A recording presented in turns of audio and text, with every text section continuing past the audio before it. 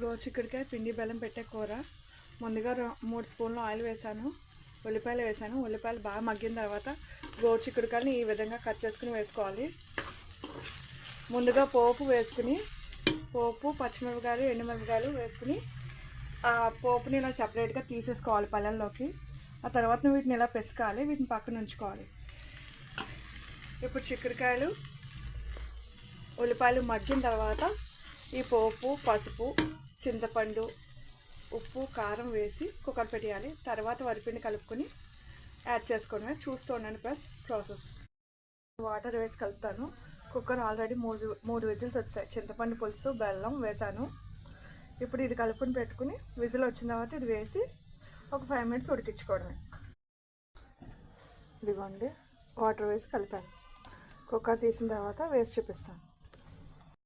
చింతపండు పులుసు పిసికి పోసుకున్నాం కదా, బెల్లం వేసుకున్నాము, అన్నీ యాడ్ చేసాం. ఇప్పుడు జస్ట్ కొంచెం ఇది బాయిలింగ్ అవుతున్నప్పుడు ఇందాక వరిపిండి వాటర్లో వేసి కలపడం చూపించాను, దాన్ని వేసి కాస్త చిక్కబడే వరకు మరిగించాలి. చూస్తుండండి, వాటర్ బాయిల్ అవుతుంది. బాయిల్ అయిన తర్వాత వరిపిండి వేసుకోవాలి.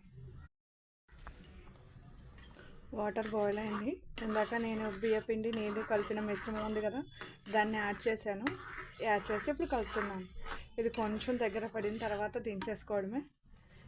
అంతే ఫ్రెండ్స్.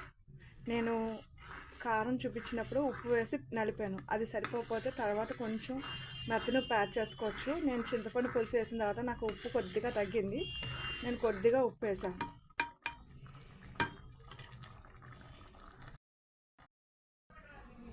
Curry ready.